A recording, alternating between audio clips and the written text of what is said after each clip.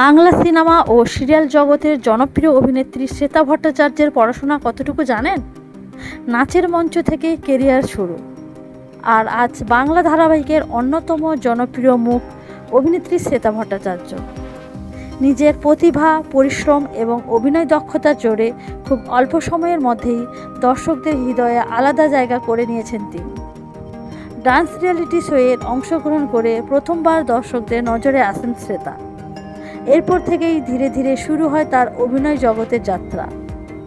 অনেকেই জানেন না, অভিনয়ের পাশাপাশি পড়াশোনাতেও সমানভাবে মনোযোগী ছিলেন শ্বেতা ভট্টাচার্য। দমদম উচ্চ বালিকা বিদ্যালয় স্কুল জীবনের পড়াশোনা শেষ করার পর তিনি সরোজিনী নাইডু কলেজ থেকে স্নাতক ডিগ্রি অর্জন করেন।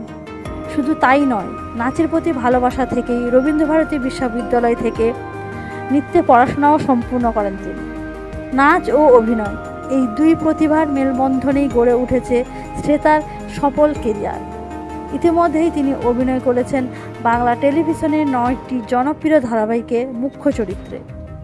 তার সাবলীল অভিনয়, অভিব্যক্তি এবং পর্দার উপস্থিতি দর্শকদের মুগ্ধ করেছে বারবার। শুধু ছোট পর্দাতে নয়, বড় পর্দাতেও নিজের দক্ষতার প্রমাণ দিয়েছেন শ্বেতা। টলিউড সুপারস্টার দেবের সঙ্গে অভিনয় করেছেন জনপ্রিয় বাংলা ছবি প্রজাপতিতে। এই ছবিতে তার অভিনয় দর্শকদের প্রশংসা করেছে।